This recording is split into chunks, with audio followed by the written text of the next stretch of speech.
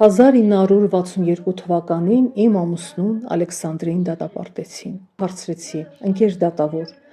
ասացեք խնդրում եմ, ինչքան եք տվել իմ ամուսնուն։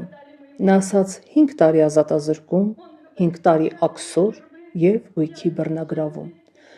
Շնորհակալություն հայտնեցի և շրջվեցի, որ դուրս գամ։ Դատավորն ասաց կին, սպասեք 1 րոպե։ Ես շրջվեցի, իսկ նա ասաց դուք ցանկանում եք, որ ձեր ամուսինը ձեզ հետ տուն գա։ Ես ասացի իհարկե ցանկանում եմ, չէ որ մենք երեխաներ ունենք։ Նա ասաց մենք հիմա նրան կբերենք, նա կստորագրի մի փաստաթուղթ, որ Աստված չկա